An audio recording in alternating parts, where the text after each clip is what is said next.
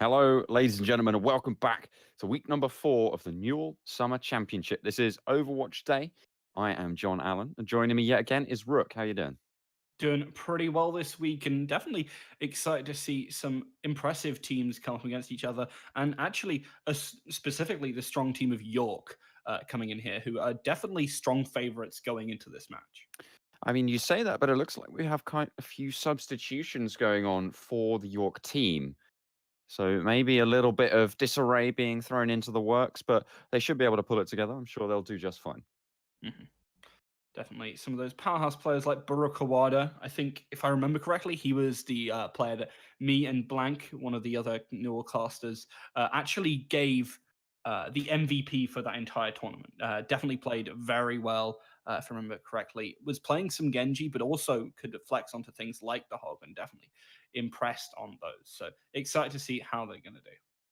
Certainly are. And of course, on the other side, we've got the Durham team, one of the long-standing teams of the Newell. Back in season 1, they really gave Manchester a run for their money, and they're moving forwards and they're moving through it, and they seem to have maintained that sense of being towards the top of the tables.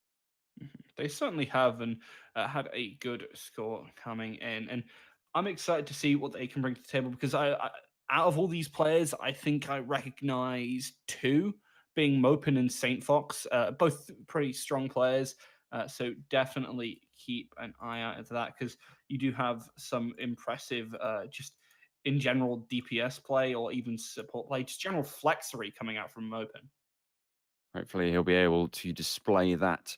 But I think most of these lobbies are underway. Do you know what? I haven't checked out the maps for today, but it's being hovered on Watch Point Gibraltar. I don't know if that's the map we're going to be playing, but they haven't done map bans. They are just waiting to do those out. Okay, there's only been one ban, which is Ilios, and they are just going through the map ban. So Rialto gets next banned. That's going to be taken out the pool. Hmm. Bit sad. I wanted to see some more Rialto. It's a map I've only seen a couple of times personally, going through multiple tournaments, and it can obviously get a little bit rolled depending on when your breakpoints are. But I would be excited to see it again because you get to see some really nice play with lots of different comps, not even just running that double sniper, which has been so prevalent in the current meta.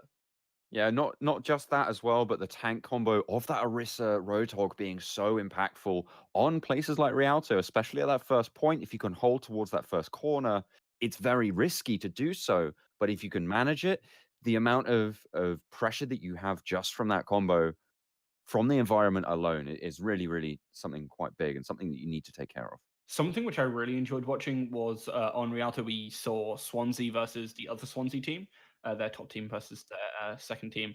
And it was a little bit of a whitewash, but we saw some fantastic concussion blasts coming out from the Farah, from Chimpy and players like that. So it's definitely a fun map, but if they're going to take it away, I can kind of understand because not a lot of teams have practiced it. It feels a little bit awkward, and when you're moving into that last point, it can get very grindy, which teams tend to shy away from. As we actually see some bans come through onto Volskaya, Anubis, taking out those two CP maps. Yeah, we've also got rid of Blizzard World and Dorado in the meantime. So it looks like we're tending towards quite a few of the King of the Hill maps still up and available. Some hybrid style as well. Would not be surprised to see King's Row come out again, but it's Hanamura to bite the dust. Mhm. As I said, getting rid of these two CP. Do not want to go there. Would be excited to perhaps see some Li Jiang Tower. Li Jiang, very popular, obviously. Haven't seen King's Row banned yet, which means the team doesn't have any specific hate towards it, which will be interesting to see. Those two pretty staple maps in most people's pick pool. So excited to see whether teams have brought out some sort of interesting strategy. So if you cast your minds back to King of the North, York actually played against Swansea, as just previously mentioned, and we saw some fantastic strategies coming out, like the Doomfist on King's Row attack, to actually shift the Reinhardt, which was at the time being pretty much the only thing played as the main tank in that on that specific first point. And basically, they just lift it up, move it out of the way using the Doomfist, and then just unleash a barrage of damage onto that backline and just get a load of picks, and then just move on from there to take the entire fight. Numbani gets taken away as well as Oasis, which means that one of those King of the Hill maps just being stricken off. Again, on that, and that's kind of the shift of the tank meta as well. So maybe we'll see some Doomfist, maybe we won't. But with Orisa being there, it just makes Doomfist a little bit more difficult to deal with that front line. But what you are going to see instead is the idea that the harassing of the backline, looking at those Zenyatas, which are so prevalent in the meta, the Mercy as well, can fall prey to those rocket punches. And that's really where you want to focus on that. A couple more bans coming through. And it looks like Junkertown and Horizon Lunar Colony getting taken away. Mhm. Yeah, teams finally, I think, clearing out that 2C people. Not much left there, if anything. Seeing this Junkertown go, again, not a huge surprise. They're trying to go for pretty standard picks. Don't want any sort of surprises going in here. They feel comfortable enough to be able to roll with whatever comes at them, as long as it's pretty standard and they feel comfortable that they are the better team on both sides. So obviously we're going to see one of them get proven wrong to play that default style and comp. So be interesting to see them clash on that. Certainly are. A couple more bans to come through. Gibraltar does go down, so we won't be seeing that escort just today. But Kings Row and Lijiang Tower both still available, both hanging on till the end. They're clinging to the cracks. Mhm. Bit of a shame we're not seeing Gibraltar. Does have some really fun diversity in terms of pick types. You can go from anything to double sniper to goats to even running that Farah a little bit, depending on what you have in terms of your team speciality. Is one of those maps where you can get away with pretty much anything, depending on the point. Obviously, it does struggle a little bit to certain picks on the middle point, but in general, can just roll with whatever. As we do look towards, I think they're getting towards the pick soon. I'm pretty sure it's we're nearly there. We're nearly into the maps that we are actually going to be playing, but Hollywood does go down as well. We've still got Route 66 available. We've still got, as I said, Kings Row and Lijiang Tower both in the mix. Should be interesting to Have we see taken out Nepal? what comes out. No, Ilios is gone, but Nepal is still here. So I think it's those four. I'm trying to eliminate it from my mind, but I can't quite figure it out. Nepal is still there. Yeah, no, Nepal's definitely still there, but I just can't think if I'm missing any of those extra maps. Do you know what? I'm not sure either, but we'll have to wait and see. Uh, it's always good fun, but of course it is a best of three, and all three maps will be played. So we are getting very close to the maps now. And I think there should be one more ban and then one more to go, but I just cannot for the life of me remember all the maps off the top of my head. Certainly not banning them as we go through. So I'm just doing it in chat. Mhm. Definitely. Thank you for joining us, though, here, as we do have been taking a little while to get into this, but hopefully it will all be sorted soon. And thank you if you've come and joined us again after we have had some streaming trouble over the last few weeks. Apologies if you were left wanting more. And here is your second helping, as we will be having these matches come up in just a second, as we have our last few picks. We did miss out one. It was Eichenwald. Oh, of course it is. I forgot the German stronghold of Reinhardt's upbringing, I suppose, is probably the right way to put it. But we do have a couple more bands coming through. Hopefully, as I say that, they're just tossing about in the chat. What they're doing, they got to get it together. Yeah. So, which of these maps do you want to see the most out of Route 66, Kings Row, Eichenwald, Lijiang, and Nepal? I'm a really big fan of Eichenwald. I am, or Eichenwalde, So you as say, some but you did people. forget about it.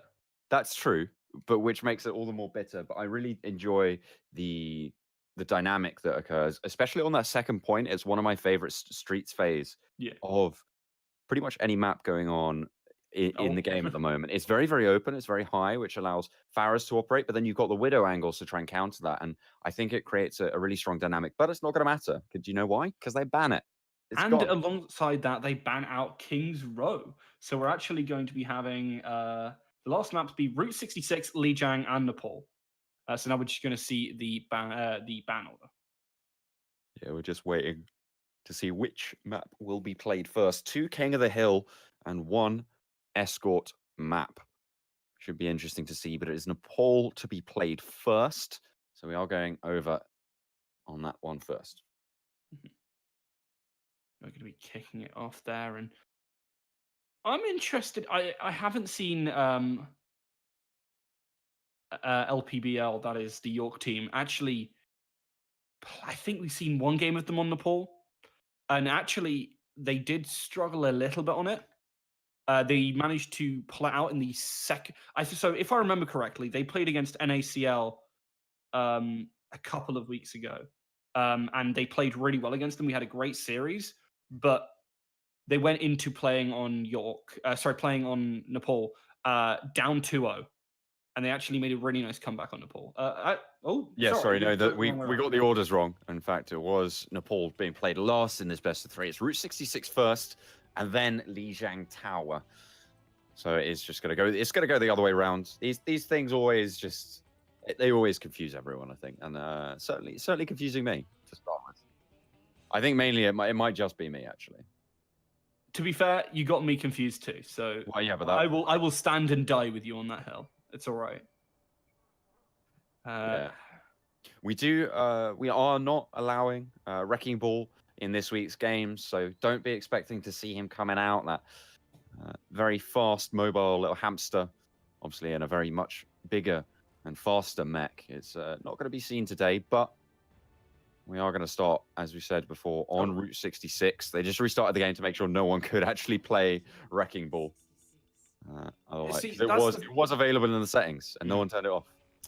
That's the thing. I feel like the debate I've been having with a bunch of people is like, as a caster, what do you call him? Like, I'm personally always going to say Hammond, even though his proper name is Wrecking Ball. Because you call him Wrecking Ball because that's his name. It sounds wrong. It sounds bad. Like it is just too long, and it's also two separated words, so it just doesn't roll off the tongue. Like Hammond, you go Hammond, and it's easy to say. It's good. Apart from Soldier 76. There is no character in Overwatch with such a long name and especially separated like that. But Soldier 76 at least has sibilance so that it can go really well and roll off the tongue. Roadhog? Yeah, Roadhog's really easy. It's not separated. It's all That's one word. 2 syllables. Wrecking Ball is 3. Yeah, okay. Zenyatta. 2 is less than 3. Zenyatta easily the same length in terms of pronunciation. Do you know? I feel like this is a massive you problem. How dare you? But either way, I just think Hammond just sounds better as well. Well, okay, we'll agree to disagree on that, but it is going to be getting underway on Route 66. It looks like on the offensive, the Reinhardt-Zarya combo getting hovered, but the very standard Orisa Roadhog on the defense. Yeah, and honestly, this is what we're expecting coming to, well, just a wide variety of maps. Less so when we move towards Nepal and Lijiang, but Orisa Hog is just so strong right now in holding these points, and you see it on everywhere, pretty much. And we're actually seeing... Oh, no, it's not quite. I didn't notice the Zenyatta for a second there, for a moment. I thought we were seeing the one healer comp, which has been so popular recently. Yeah, playing up that third tank, popping the D.Va alongside with those 2 tanks can be applicable, but they are just going to keep it simple with that Zenyatta, as you say. They're pressuring around the first corner, just playing it nice and safe. They don't want to engage just yet.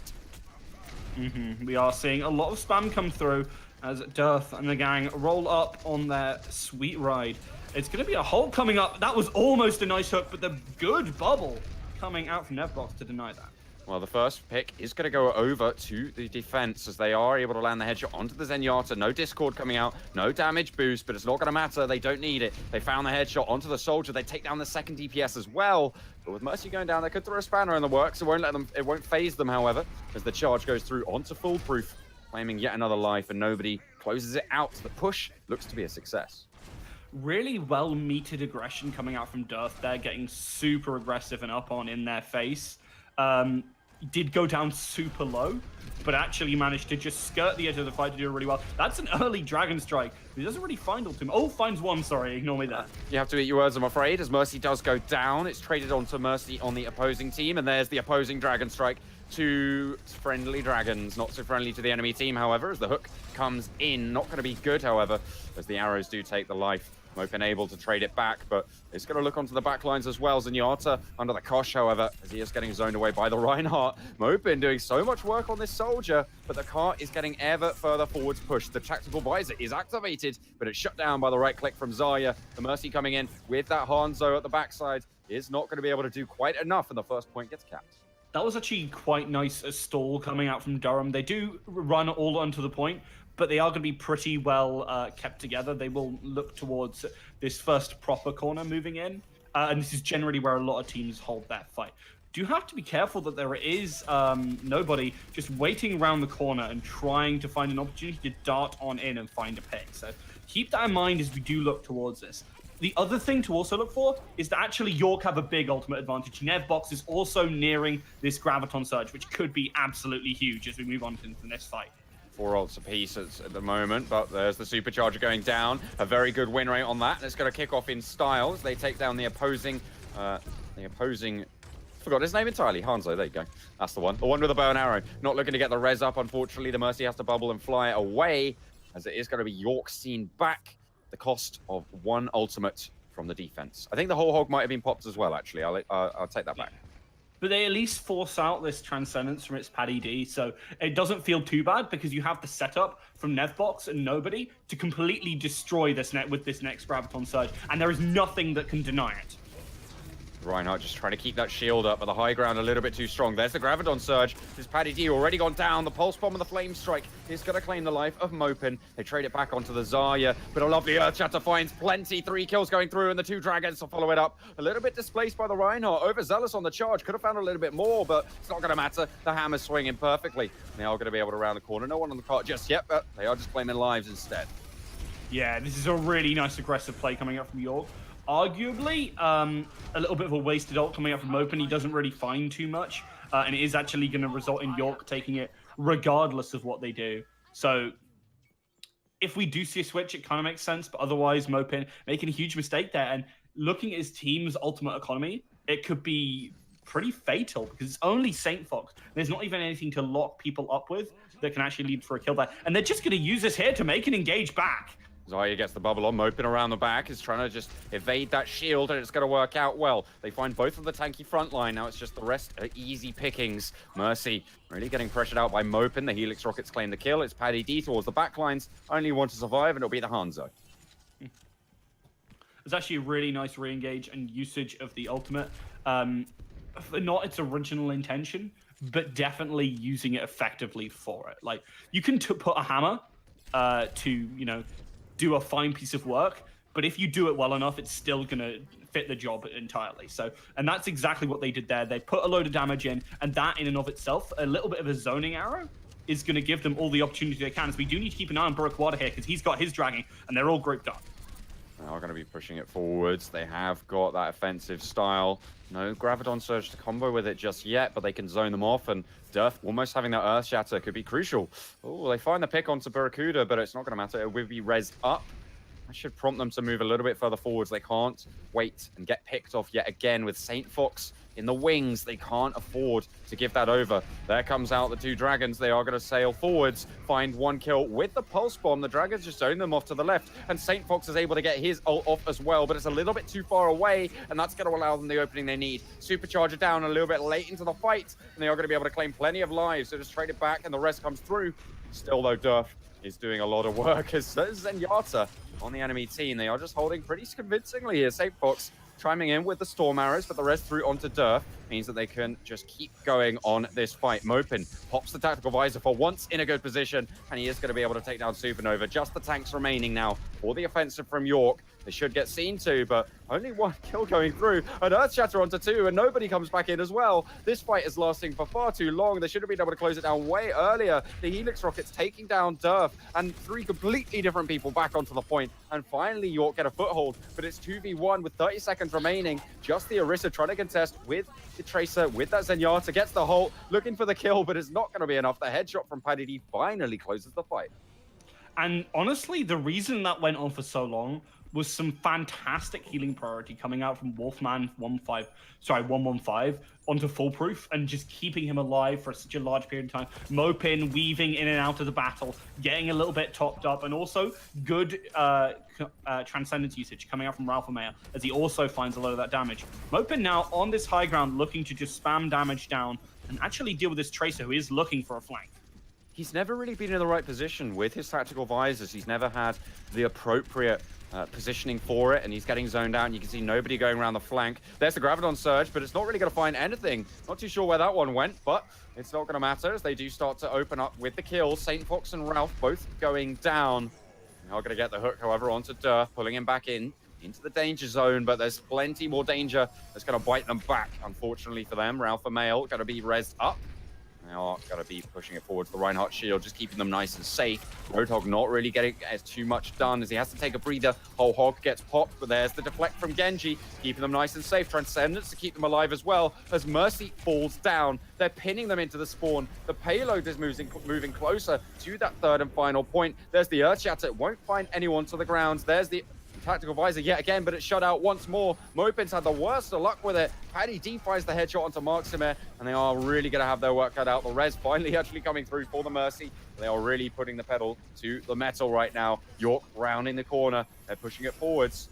This is going to be the end times, but unfortunately for the York team, there's a Brigitte coming back into the fray, keeping everyone nice and healthy. Not going to be that unfortunate, however. They are going to see him off, and again, Ralph Mail back onto the Soldier. They swapped that off, Mopin onto the Tracer instead this time, but it's not going to matter. Either way around, they're going to make it work. York find the push. And honestly, the all-star of that map, there's two all-stars of that map for the side of York. Durf 2000 with some brilliant engages, really good tempered aggression. But it's Paddy D fragging out on that Zenyatta, man. Bloodthirsty supports are where it's at. And he was finding so much damage onto, well, basically anyone who tried to fight him. We saw him just out DPS players like Mopin and just completely shut him down. We are going to have a quick pause. I think we've got a bit of technical issue on York's side. So we'll have to see what they're going to be able to do there. He's got a couple of FPS issues. I think that seems to be the issue. Mm-hmm. Hopefully that will get resolved soon, and we'll have Burakawada back in the fight and healthy, all ready to crack some skulls. Hopefully, certainly. He was doing very, very well on the Hanzo, making sure that he was Sorry, it wasn't the Hanzo. He wasn't on the Hanzo. No, he played Hanzo. Yeah, he was. Sorry, I'm making. Believe in yourself. But I believe. Yeah, I believe in myself sometimes. I believe in myself, but that is going to be him reconnecting. He seems to be back into the game. Should be able to get underway pretty quickly. But as I was saying, he was playing that Hanzo. He was playing it very, very well. He was dropping the ultimates, not getting too many kills. But what he did create was so much space for Durf to move around that it was just impossible for the Durham team to deal with. A zoning ultimate, as we said previously. And Durf has been a massive damage dealer in those close quarter situations, as you would expect of one of these aggressive Reinhardt players. And it certainly is something when you can use an ultimate like that from Burakawada, and it's still to go all right, because most of the time when you don't get all the damage from the Dragon Strike, it feels very lackluster and you lose fights off of the back of it. But this team is actually coordinating very well in order to not miss that opportunity. Now, it's the turn of York to go for the offensive. They are hovering the Reinhardt at the moment, but on the defense, we're looking at a full dive comp with the Widow to boot.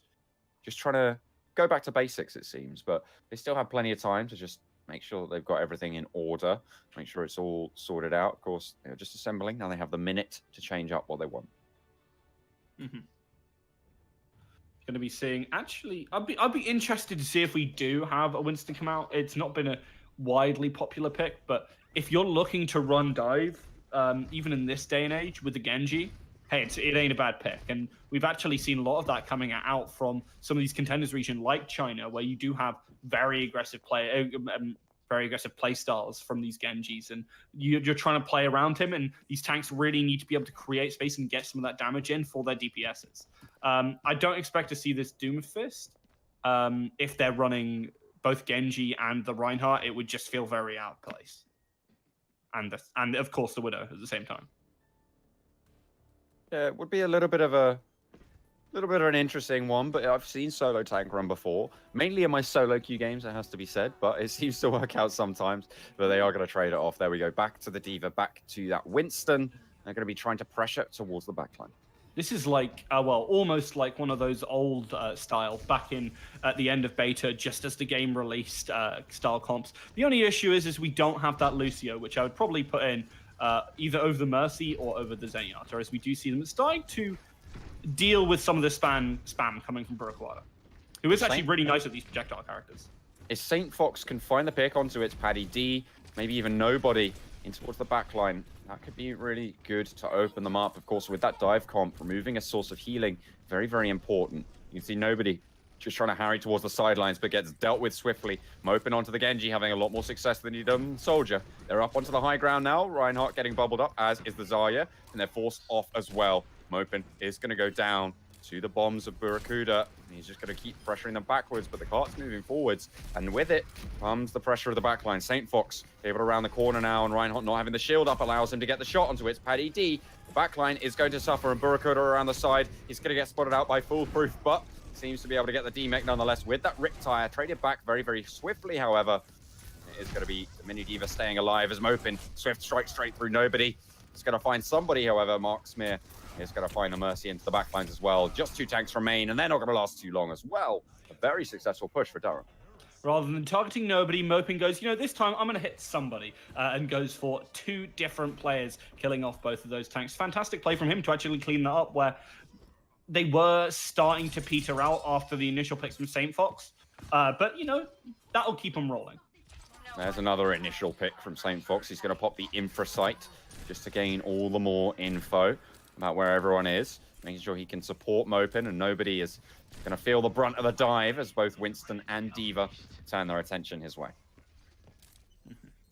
Foolproof starting to rejoin their team. Saint Fox again has been fantastic on this Widow. Certainly someone to keep an eye out for, because, you know, they're keeping an eye out for you.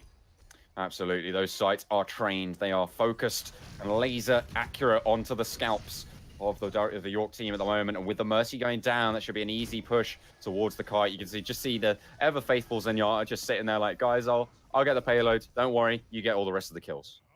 This is a really nice, aggressive side of Durham that we're seeing, and it's working out really well for them. They are going absolutely ham. Mopin can get the damage. Marksmere can finish off people, and Saint Fox is having a field day here. Well, there's going to be a couple of roster swaps, trying to keep themselves in the game. They're going to change over to the dive. They're trying to counter dive, of course, with that Widowmaker being a bit of a problem. But there goes the Dragon Blade into the backline. Transcendence popped instantly. Both teams are going to have it up. The self-destruct sequence goes up into the air for Durham. Will find its Paddy D as his Transcendence runs out just in time. The Pulse Bomb not able to claim a life. And there's the opposing Dragon Blade from York. They're trying to find the backline, and they'll find Ralph Mail, but it's traded back as Saint Fox finds the mech and the Winston as well. It's turning blue. Durham doing a lot of work as Supernova's last to fall. And they are going to be able to take that second point. And that is a fantastic series of plays coming out from Durham. Like, this is not the Durham we saw on this defense, and now they feel like they have a sort of renewed energy moving on in here, and the aggressive play does suit them, and Durf and the gang have just been struggling to keep up with the pace. It's just changing up their roster again. They're sacrificing so much ult charge here as the Winston is and the Diva is traded off for the Reinhardt and the Zarya. Honestly, I do think this is the right choice, but they should have made it earlier and not changed over to the counter dive. Saying that, Saint Fox does get a bit of free space if you do, but he's going to get a bit of free space here anyway, so you just need to play around the shields properly. With Foolproof getting demech'd, that's the opening that York need to just try and rain through the damage. Of course, without that defense matrix, you can push through, and without the shield from the Winston, those DPS are fully exposed, and Saint Fox can't operate as easily as he was able to, and to pay for that, he's going to go down if Vox able to get the right click. Fantastic shot there from Devbox, who has been doing a pretty good job here, but we're actually going to start to see them swap over to Goats comp. Oh no, Burkwater is going to go onto that junk right now, so they're going to go stay on 1 DPS, 2 tanks, and 3 healers. Just trading it out, trying to feel out the waters, see what they're going to go for, but into the back lines, the Durham team go, but they get paying the price. Ralph Mail goes down early. Supernova is traded back, but there's plenty more supports where that came from, unfortunately. They are going to find one more onto Burakuada, as they do manage to get the Earth Shatter. Finds 2, both Saint Fox and Mopin will hit the decks, but they are going to be able to get up relatively unscathed, as there's the Reinhardt just swinging back and forth, as both of those players do end up falling. And Durf saved that fight with a magnificent Earth Shatter there, and actually finding a hell of a lot of follow-up damage alongside the rest of his team, and giving them the opportunity to actually hold here, because their backs are against the wall.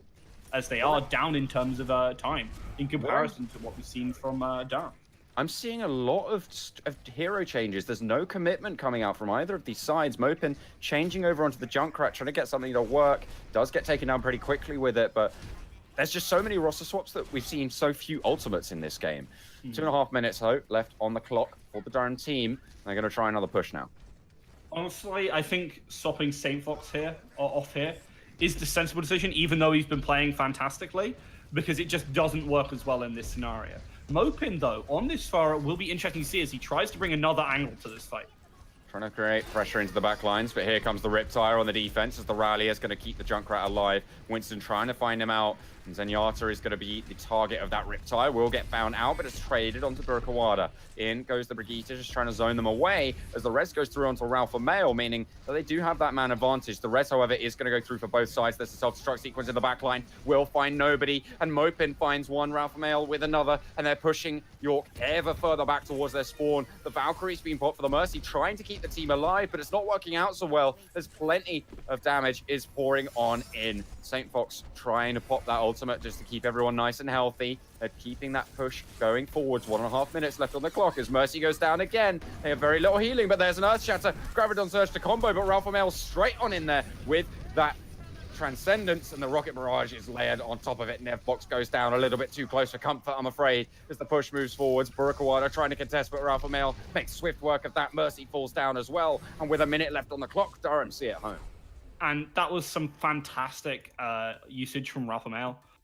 Really, actually holding that Transcendence for quite a long time and realizing we need to use it for this. And it was really unfortunate for York because he had been holding it for so long, and they tried to unload both of their setup ults. They shattered and grabbed, and all of it just got negated by Transcendence. So they got very little usage out of their ultimates there, and as a result, just fell to pieces in that last fight. And 1 minute advantage on the clock for Durham.